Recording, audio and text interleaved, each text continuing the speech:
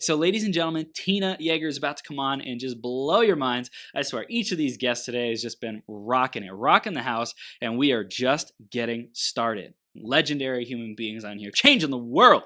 It is epic, epic, epic. So before we continue, I just want to let you know, we're going to dive into an incredible conversation about self-image, really empowering yourself, especially if you're a woman or if you know a valuable conversation with you. So make sure you stay tuned because we are just getting started. Let's dive into some announcements specifically for you. You're a world-changing human being. I just want to keep reaffirming that and letting you know you are your greatest possible self right now because you choose to be, right? Yes, you do. And you choose to be becoming your greatest possible self, which means every moment you have the opportunity to grow even more, and you're making the commitment to show up and do that. So I want to support you however I can. Number one, stay tuned in to becoming your greatest possible self. Keep tuning into this amazing show where we empower you, we uplift you, and this movement that we are all creating to help you become your greatest possible self. Number two, you're ready to get your message out, whether you believe it or not. And I want to support you in doing that. One way to do that is by coming on the 12-hour marathon as a guest to reach our audience and make an even bigger impact in the world. And I love supporting people in doing that. Number two is creating your own platform, your own podcast, and launching that. And I love helping our clients launch their podcast and make a huge impact in the world. And a lot of guests who we've had on today have their own podcast. Tina has her own podcast. She's going to be sharing about that, I'm sure. So podcasting is such a powerful vehicle and a platform to be able to make a huge impact in the community and communities that are important to you. And I love giving away the keys to the kingdom so that you can have that power within you. So if you're ready to invest in that journey, or if you want to explore more and see how that could happen, how that would unfold, would love to have a conversation with you about that. Or if there's anything else I can do to support you, let me know. I'm here for you. You can send me an email, chris@beyourgps.com. That's BEYOURGPS.com, chris@beyourgps.com, facebook.com/th3burns. You can send me a message there, or Instagram @IamMillionaireChris. Would love to hear from you, hear what you are up to, what you're creating, what's your mission. If you're at a place of clarity, of seeking what your next steps are, I love being a support for people like you, okay? So send me a message and we'll continue the journey. Next up is the iTunes review of the week, and it's by Bulletproof Bowdy. And Bulletproof Bowdy says, Chris is contagious. The host has big energy and it's inspiring. The way he shows up is impressive and he has a great array of guests. Thanks so much, Bulletproof Bowdy. I appreciate you. And if you want to give us a review, if you want to stay tuned to the 12-hour marathon, you definitely do. You definitely want to get your daily dose of GPS. Go subscribe on iTunes, hit that subscribe button, search Becoming Your Greatest Possible Self, go to beyourgps.com/iTunes. You can find it like that. Search Becoming Your Greatest Possible Self on iTunes, on Spotify, on Stitcher, wherever you get your podcasts, and hit the subscribe so you can get all the latest updates. And I look forward to continuing the journey with you. Give us some feedback. Let us know with a review what you love most about the show and what you want to see even more of, and I'll do my best to deliver. I always love to deliver. It's a blast. So I'm going to introduce Tina in just a second here. Before that, grab a piece of paper, grab a pen, be ready to take notes because the information that every guest on here shares is life-changing. And specifically, this conversation with Tina is going to rock your socks. So make sure you stay tuned all the way through till the end because one idea has the power to transform everything for you. And I'm really looking forward to this conversation. So let's introduce her. And then we'll rock it out on an interview. Who's excited? Type excited in the comments if you're excited. I'm excited. Miss Tina Yeager is an author, speaker, podcast host, licensed counselor, and life coach. She's won 30 writing awards. I didn't even know this. I know she's been to lots of conferences, writing conferences, but 30 writing awards. She is passionate about guiding people across the threshold of healing to access life's potential and has over 20 years of teaching experience. 2 of her writing workshops are available through Serious Writer Academy. Tina is the publisher of Inspirations Online, a writer's devotional, and mentors 4 chapters of Word Weavers International.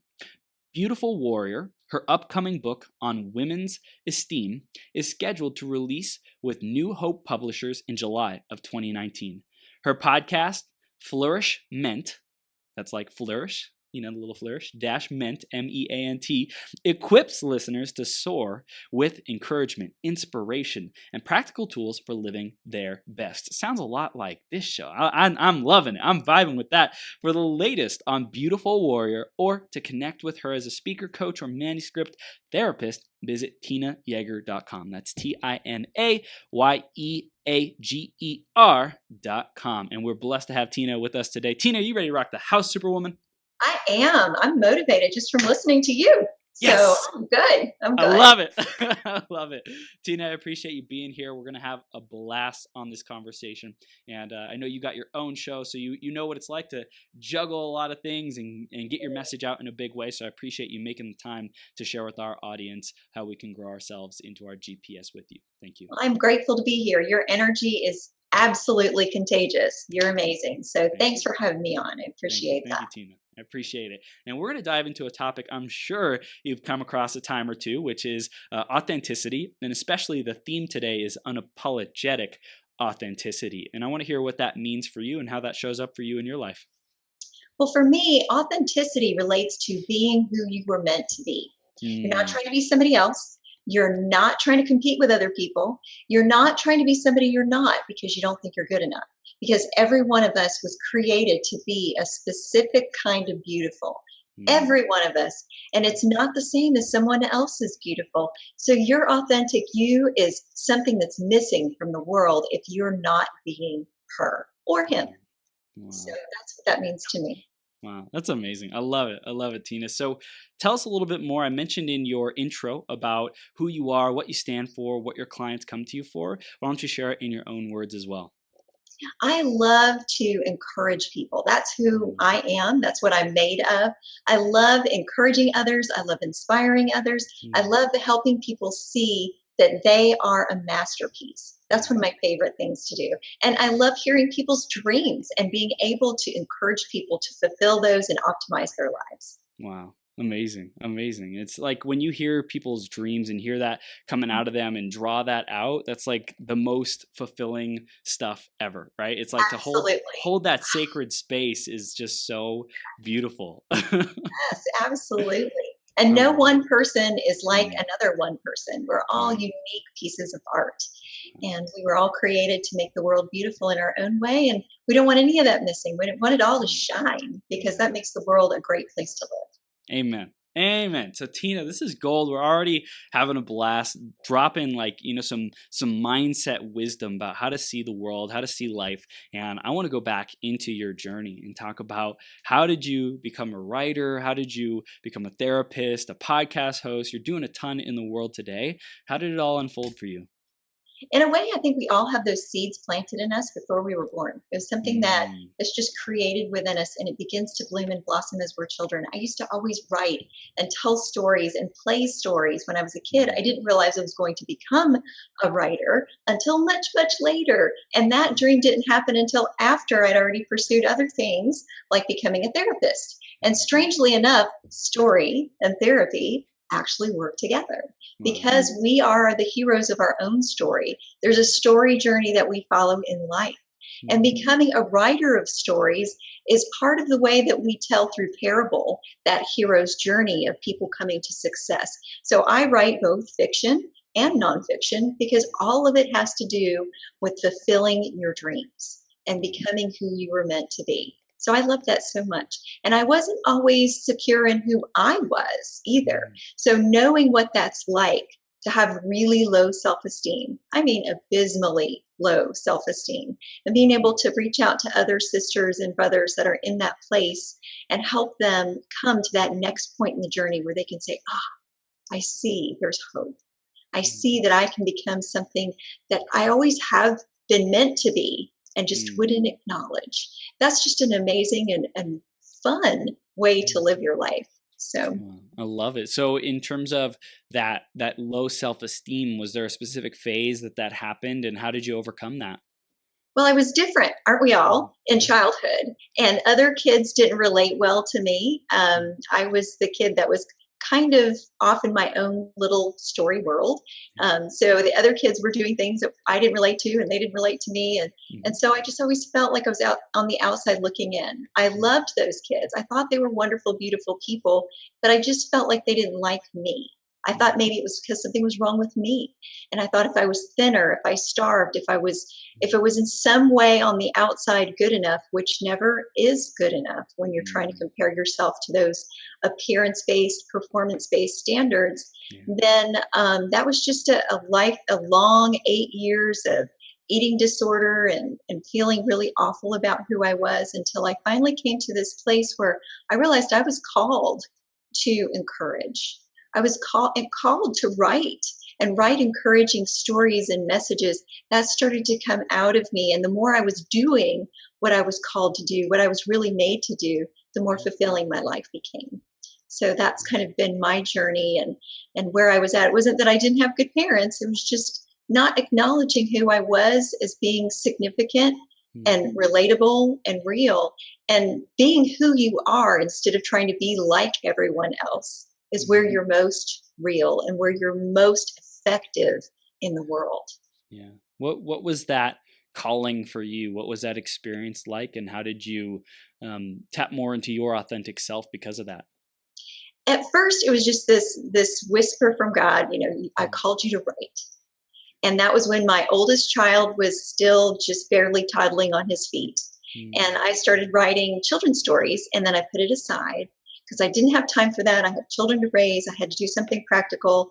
And that's okay, because I learned through those experiences about relating to other children by being a paraprofessional and learning about teaching and learning about counseling.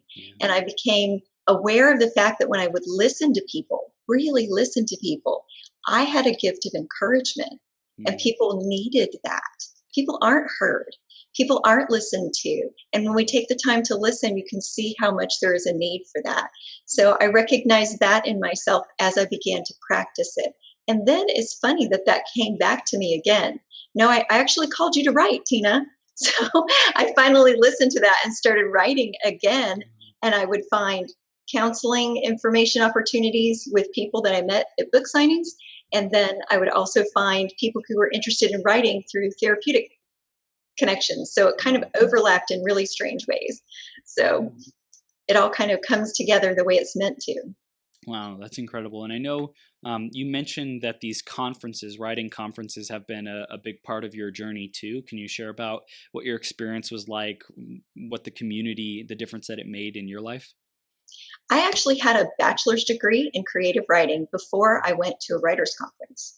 And then I found out I didn't learn anything I needed to know about writing from my bachelor's degree. I actually found out so much more about actually writing for publication while I was at writers' conferences. I cannot recommend them more highly, not just for learning about writing, but also for the connections.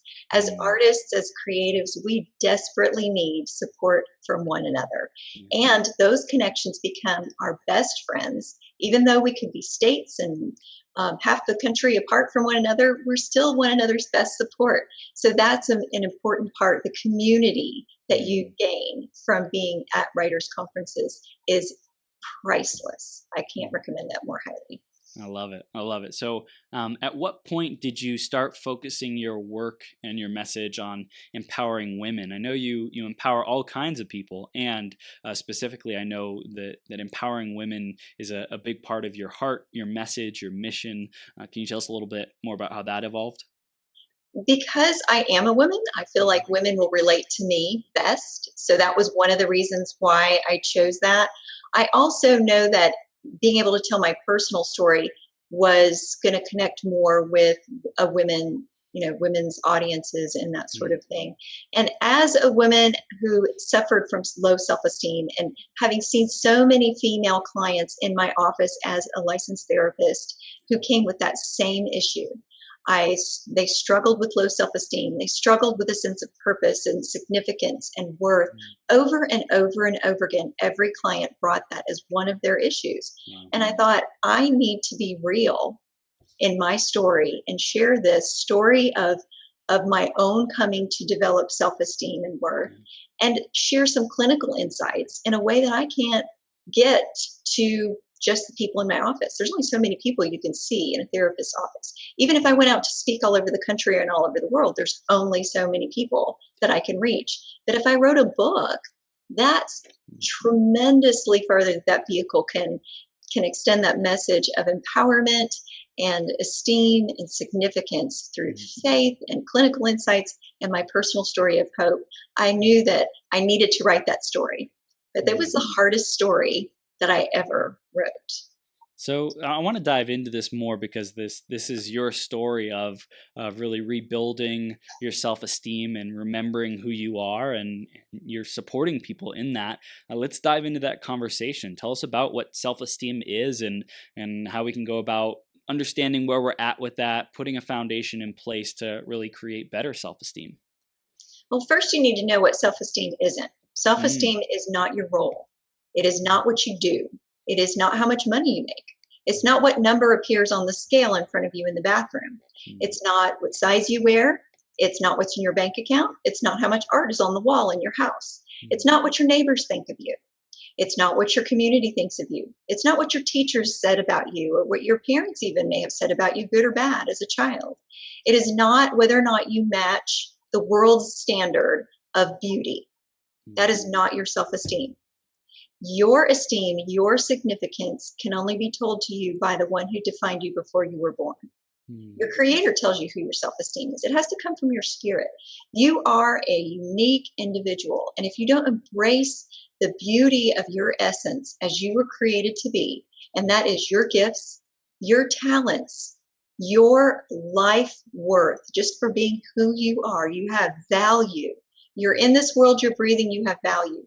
And you need to embrace that and own that and say, what am I going to do with that value? That's where your self-esteem comes from, is from knowing I have value and worth to offer. It's not just to hold and own and hold my head high. You have something of value to offer other people. And when you embrace who you are and what you're meant to do, then you can lift other people up. That's what true self-esteem is about. It's not just about loving yourself to love yourself.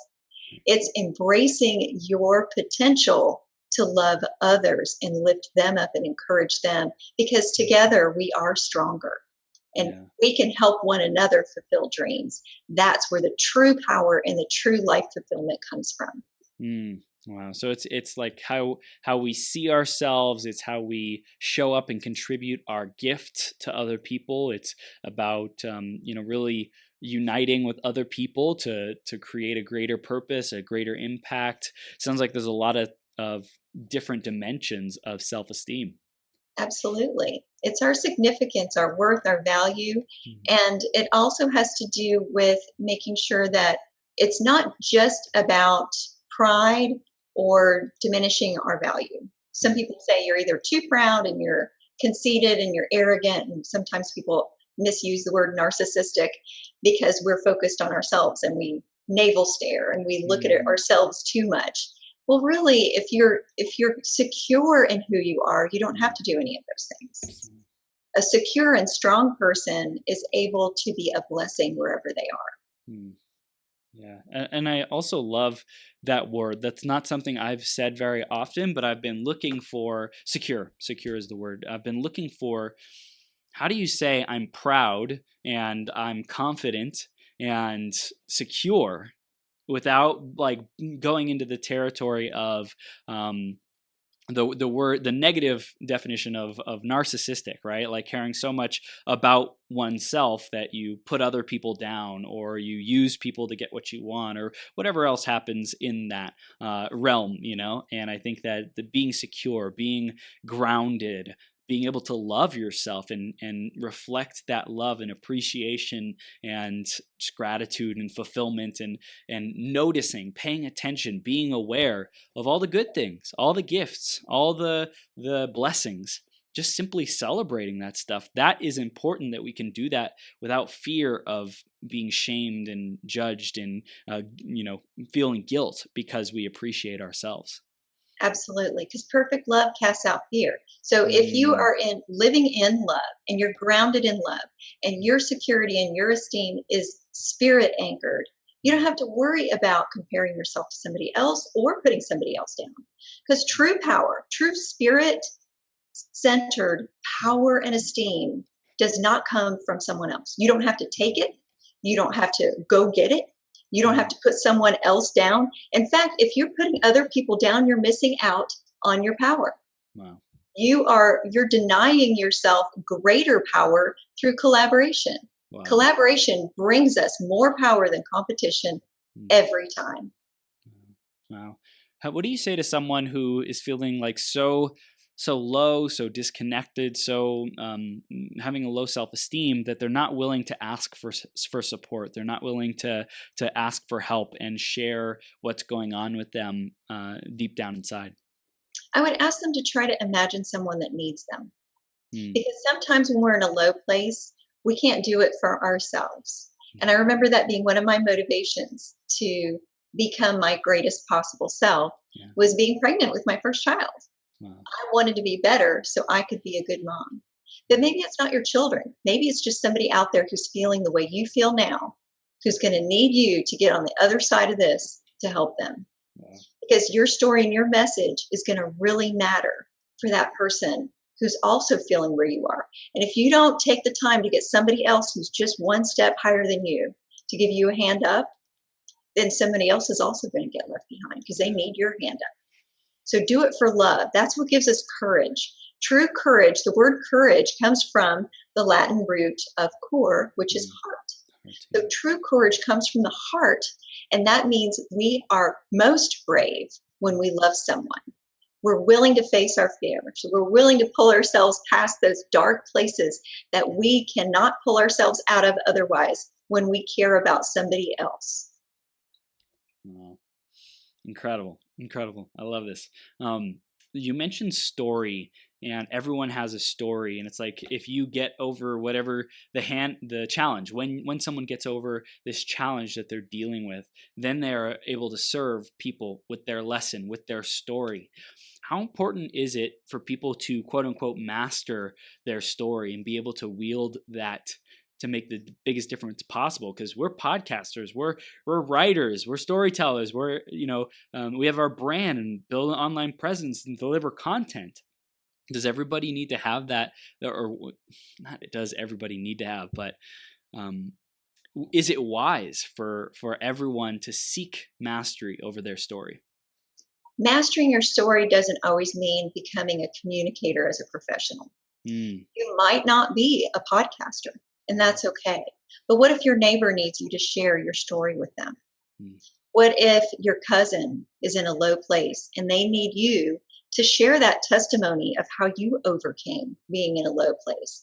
You need to master it enough to be able to share it with someone else in a way that offers them hope. You don't have to get on stage necessarily unless that's your calling.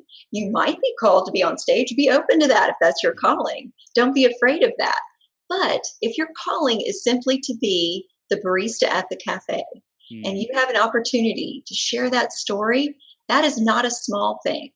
That is a great thing because it's done with love and it changes people's lives. That is life-changing, it's transformational, and one person at a time, it changes the world. Yeah. It's so interesting. I love this conversation because I have a very obsessed focus on people being influencers, people changing the world, people getting their message out. So that's what my reticular activating system, my what I want to see everywhere. And so it's almost like I have a bias that everyone should get their message out through their words, and that's not necessarily everyone's path or everyone's gift or their joy. It's really interesting to see what my filters are that I'm seeing the world through. I'm really grateful for this conversation.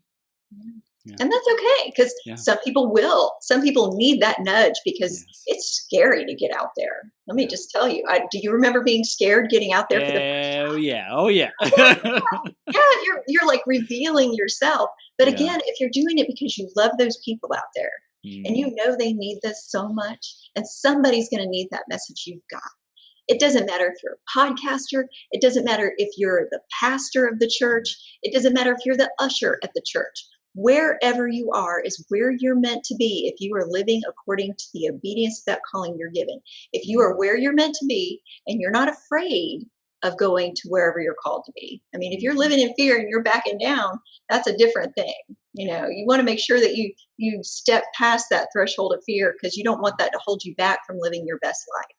But if that's where you're meant to be, if you're the CEO, if you're the manager, if you're the janitor, I've seen janitors who are life-changing people. And it is not a small thing to be a janitor if you're living it to your fullest and you're a life changer. And everybody whose life you touch is changed.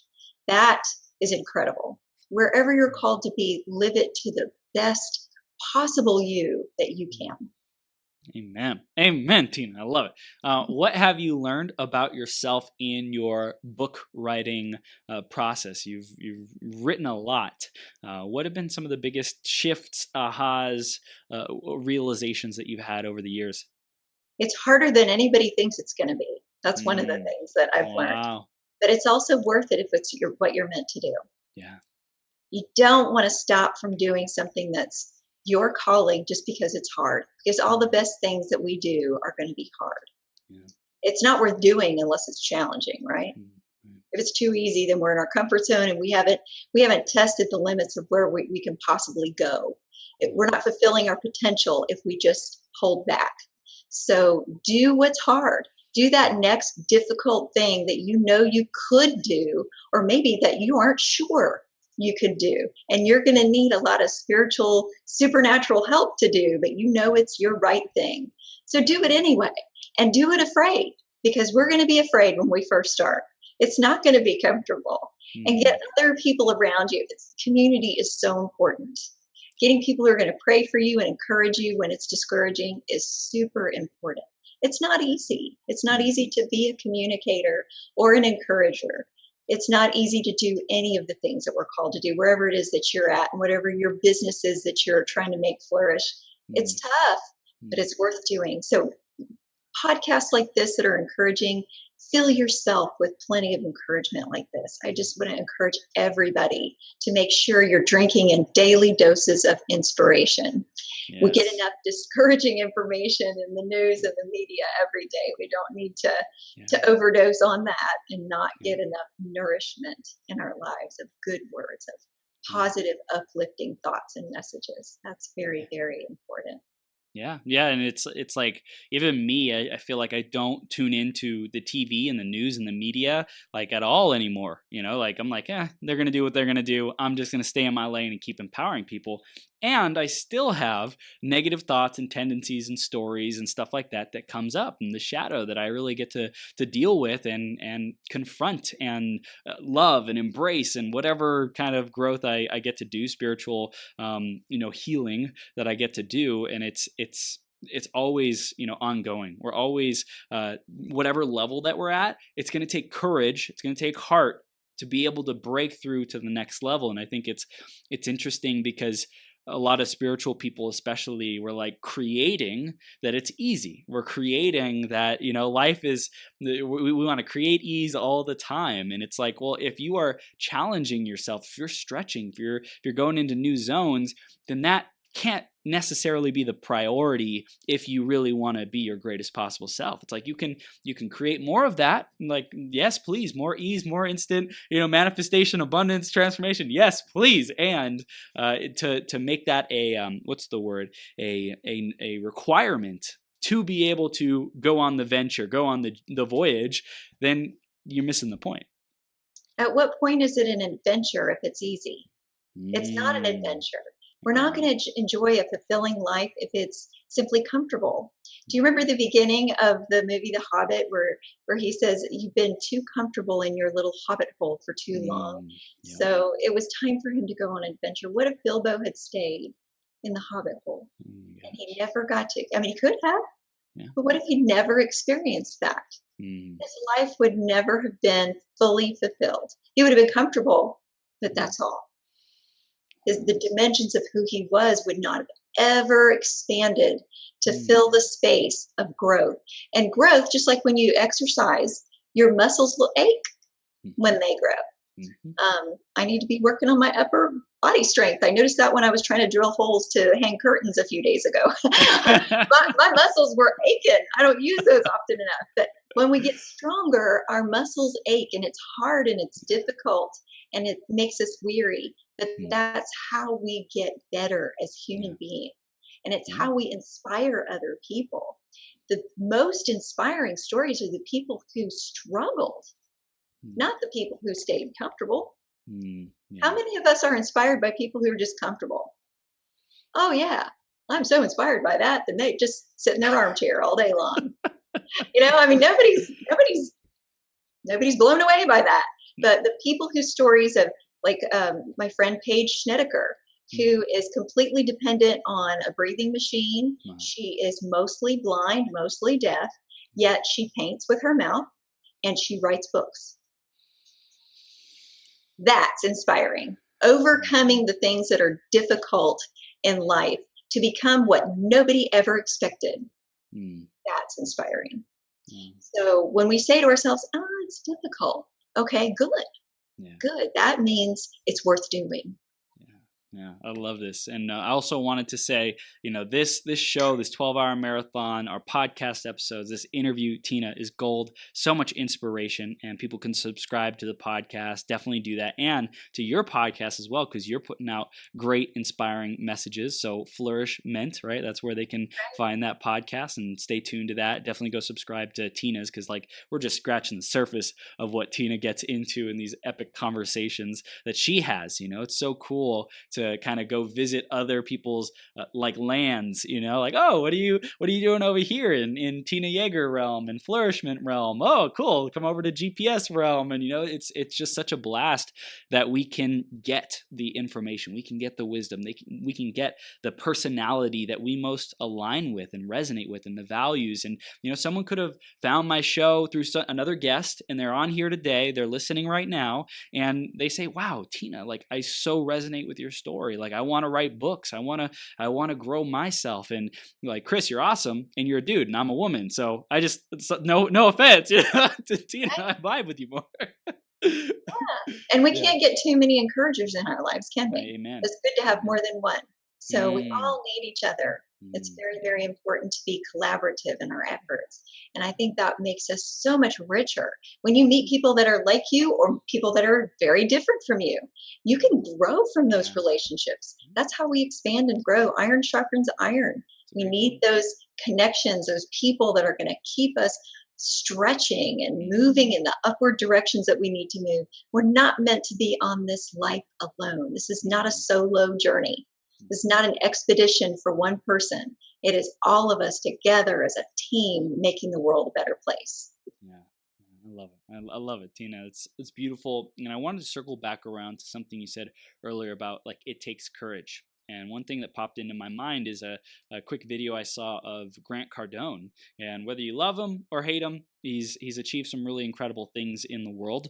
And he said, what it's taken him to get to where he is courage, is massive courage, every day showing up with courage. And it's like a muscle, like you said, really exercising that willingness to go into the fire, to go into the cave that you fear to enter, to face that dragon, and I think that having the support, having the environment, whether that's the podcast in your ears environment, the physical environment, you get to the conference, you listen to Facebook or watch Facebook Live videos, whatever it is, it's surrounding ourselves with that inspiration, that environment of constant empowerment and encouragement to take the next step is essential. And we need to understand that courage is not the absence of fear. So if you're afraid, that doesn't mean you can't still have courage. In most really great stories of heroes, the hero has fear, but they do it anyway. They do it anyway because it's the right thing to do, and they do it with all their heart. That is where the courage comes from. It's doing the right thing from your heart, even if you're afraid. So having courage means summoning that from your spirit and saying, I'm going to do this, even if I have to take that first step when I'm afraid. Because I was afraid when I wrote the Beautiful Warrior book. I had never written anything quite that transparent before. I'd written novels, I'd written nonfiction, I'd written devotionals, and those were easy. But when you write your own story, that's not as easy. It's being very vulnerable, and having to look at your own story and try to edit it was really hard.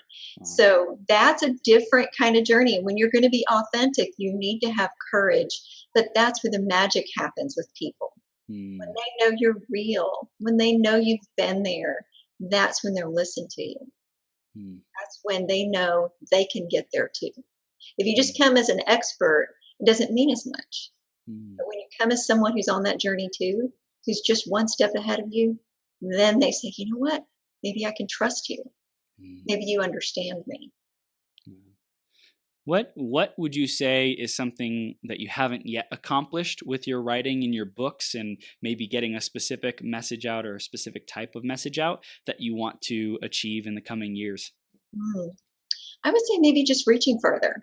Being able to reach more people and get out there further. Because I know there's more people that I haven't reached yet that could use some encouragement and some words of truth to really just bless their lives and help them feel like, now I understand where I can go next. Just a little tip in the right direction, or enough encouragement for them to take the next step. So I would love that. I would love the opportunity to inspire more people. It's amazing. Beautiful. I want to dive back into self-image and self-esteem, and what we can really do to grow our self-esteem, what might be holding us back in that area. Is there anything else you can give us tips on?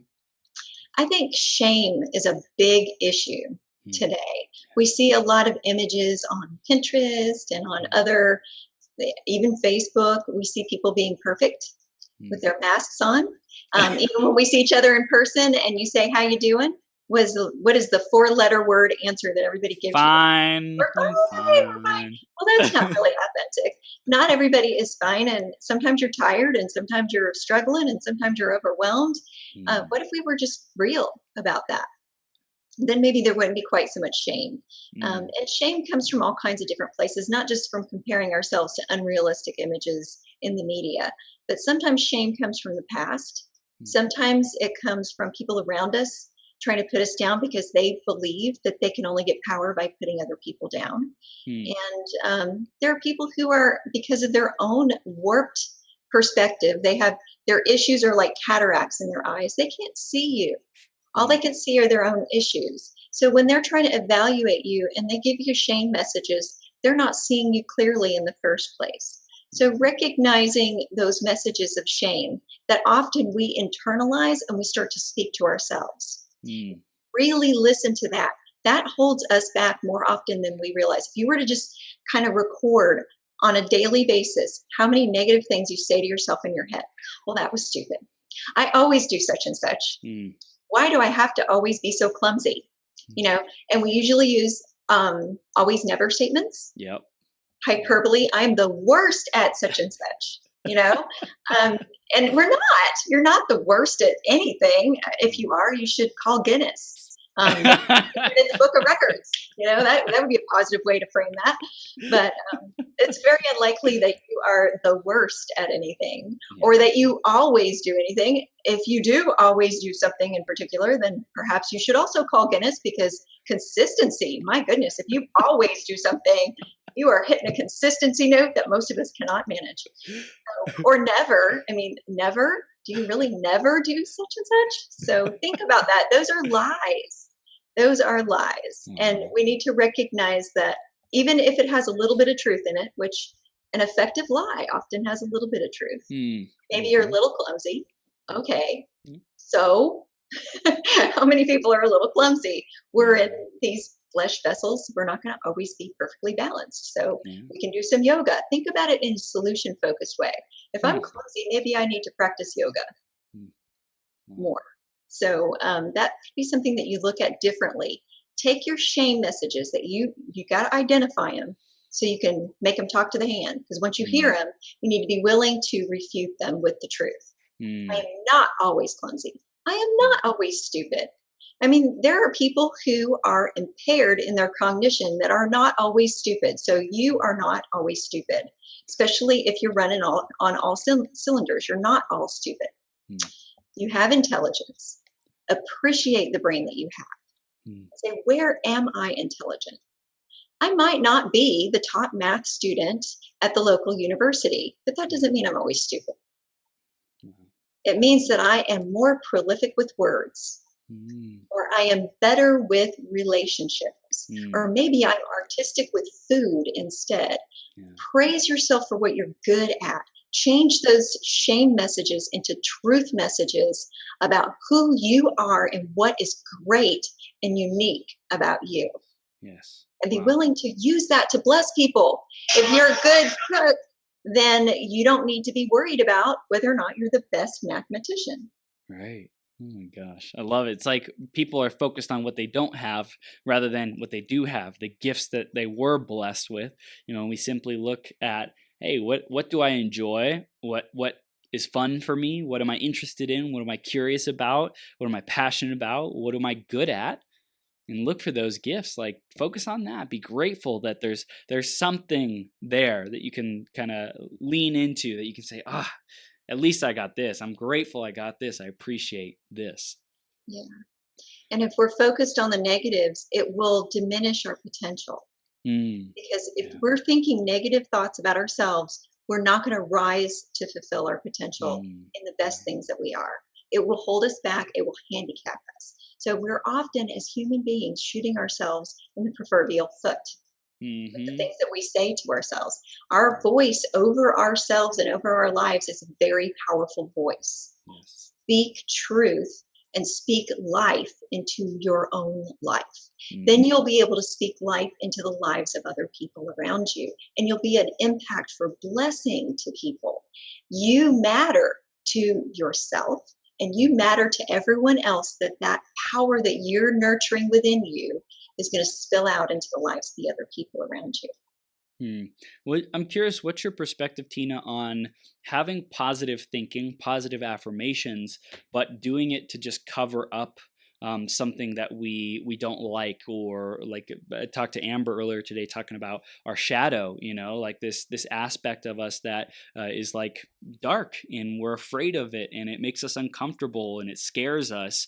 But simply just affirming things, is that enough? Is that enough to kind of defeat that, or how can we wield both the light and the dark in your perspective? I think you need to expose whatever's dark within you so that Mm, it can have light in it. Anything that is within us that is darkness, if you keep it dark and you keep it secret, that doesn't mean you need to overshare with everybody, but you need to be willing to acknowledge it enough to be authentic about who you are. For mm-hmm, example, the fact that I struggled with an eating disorder. I'm not going to tell mm, you every detail about that because that's right, going to bore everybody, and everybody doesn't need to know that. right. But maybe somebody out there needs to know that there's hope for Mm, people who've had an eating disorder.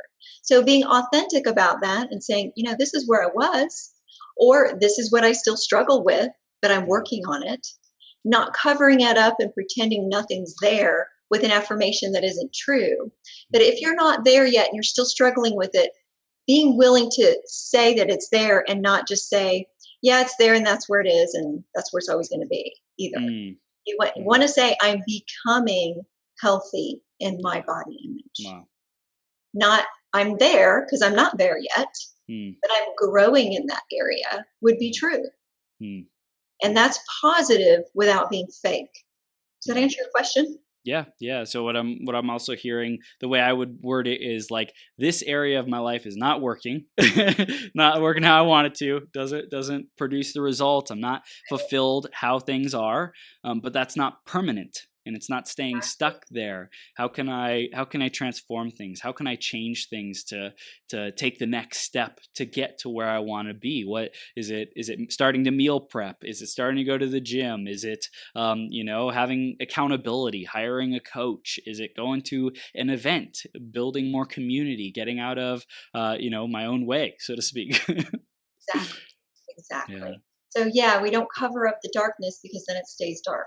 Mm. But you need to make sure that you're working on it. Yeah. Yeah, it's like not ignoring it. Another analogy I heard was like beach balls. Like people have these beach balls that they're trying to keep underwater, and like a beach ball will come up as in like a memory, a shame, a guilt, something happened from the past, and you try to stuff it back down. It's like, okay, cool, you're keeping the beach ball down, keeping it down, and then another beach ball pops up, and you're like, oh, gotta get that one too. Now you got two hands keeping down the beach balls, and then another one pops up, and you're like, uh-oh, and you use two, like you cover two beach balls with one arm, you try to get that one, and all of a sudden it gets out of hand because you can't just keep shoving things back down. You have to deal with them, and release them somehow in a healthy way. That's why addicts will often call themselves recovering addicts, Mm, because right. it's still a trigger for them, and they need to acknowledge that, if they're not careful, they can still go there. Mm, But I'm in recovery means I'm mm, acknowledging what happened to me, but I'm wow. not staying there and I'm not being fake about it. Wow. Because another addict may need to know that there's hope that you can be in recovery too. Wow.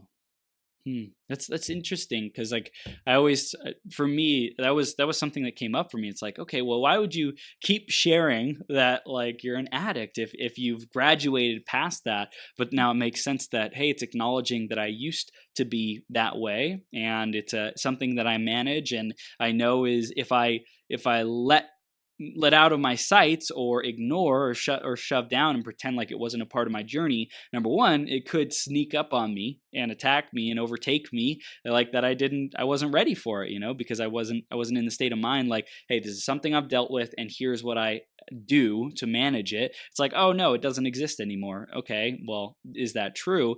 And I also love number two, what you said about it's also a opportunity for other people who might be going through a similar situation, to have hope, to give them hope. Yeah.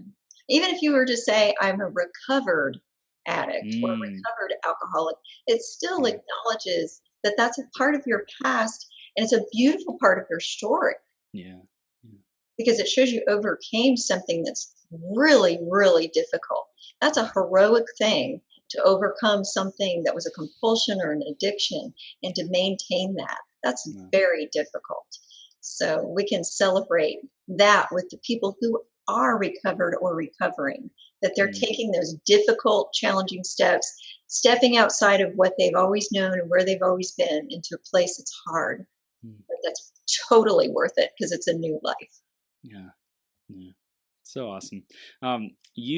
I mentioned in your intro you've won how many awards? 30 plus?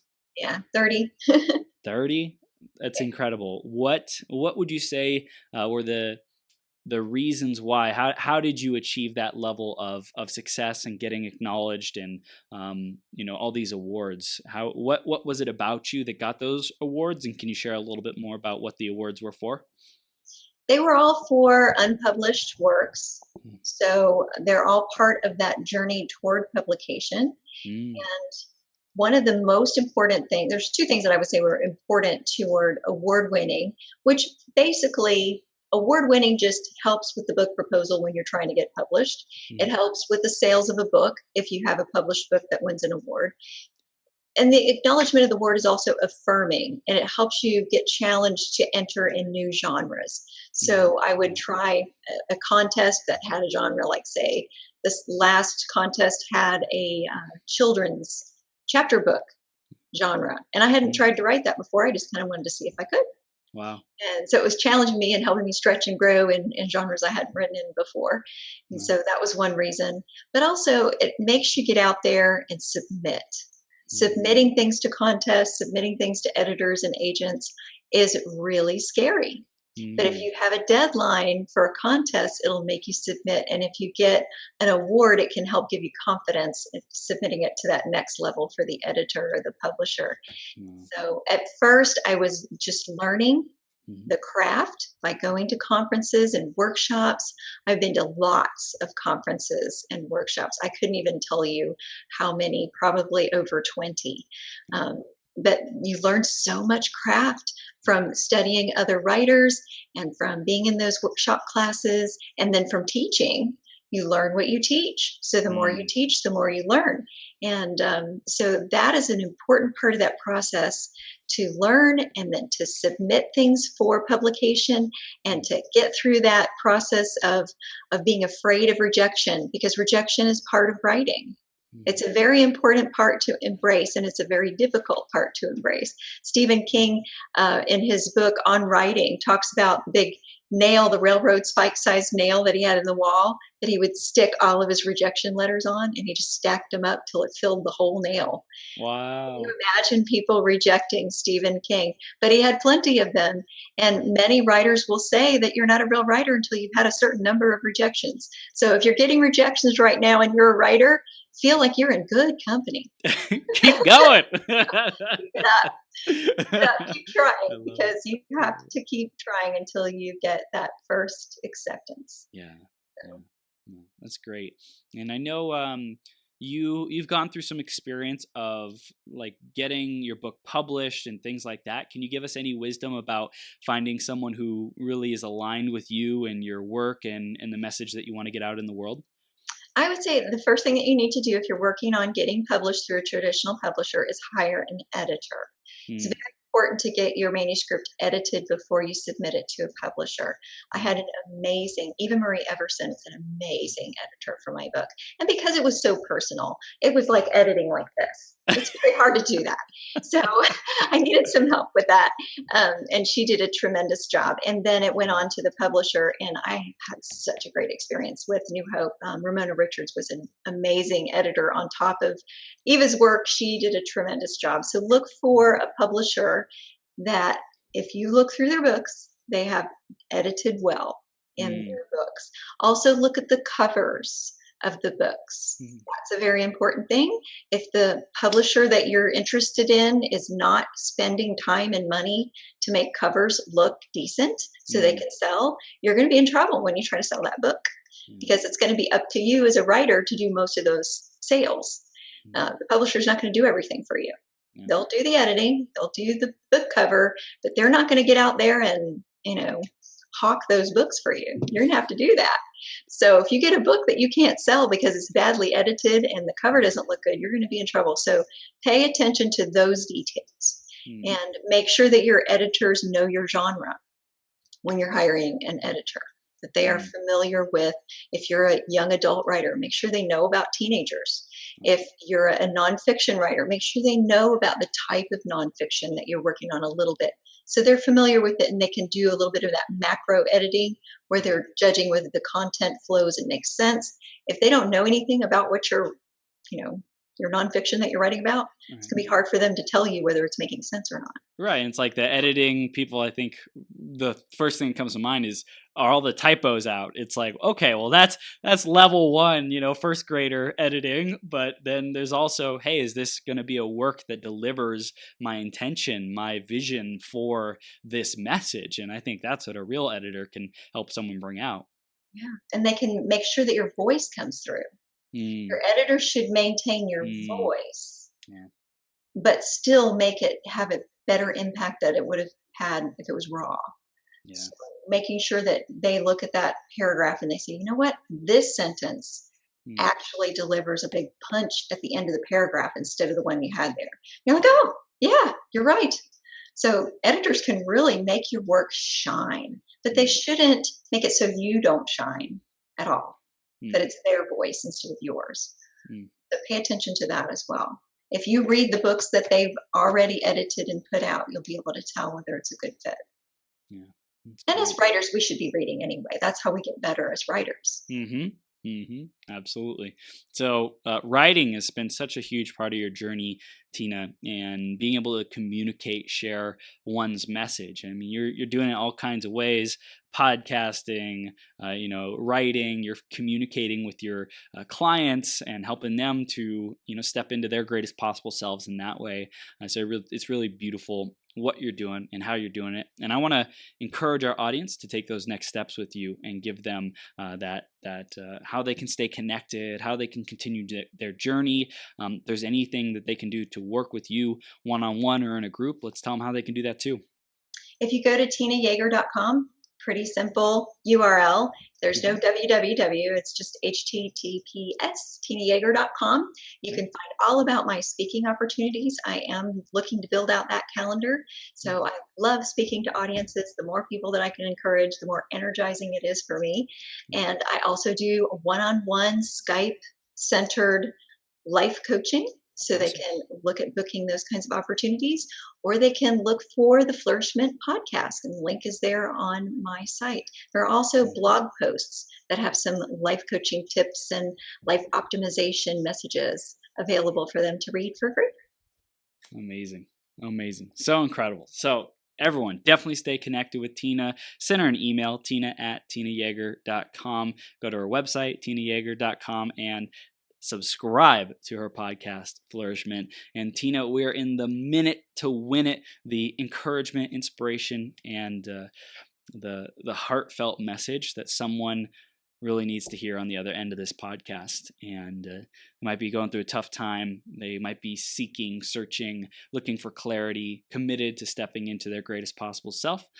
What do they need to hear, Tina? You are valuable. You're worthy of love, and in a unique and amazing way, you have the potential to change the lives of more people than you realize. If you will just take that step in courage, not because you have no fear and no depression and no lowness in your life, but in spite of it.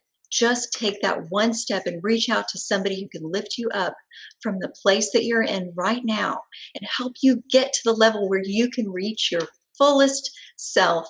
You will see that this is a moment. This low point is a moment in a hero's journey, and you need to get past this moment to become the hero you were destined to be, because other people's lives depend on your optimization and your fulfillment of your life. Juicy. Tina, I love it. I love it. You're a superstar. I love what you're doing in the world. Love who you're being in the world. And I really appreciate you. This amazing conversation. Absolutely incredible. Thank you. Thank you. Thank you. Thank you for having me. I'm excited, and I can't wait to meet your listeners. If they want to get the book, they can subscribe to my website and they can get a free chapter. So they can check it out already and see if they like it. Awesome. Awesome. Everyone go get that chapter. Go check it out, and check out Tina's other works too. There's so much great stuff that you're doing, Tina. So I really appreciate you being here, and have an amazing rest of your day, okay? Thank you. You do the same. Thanks. We'll see you soon.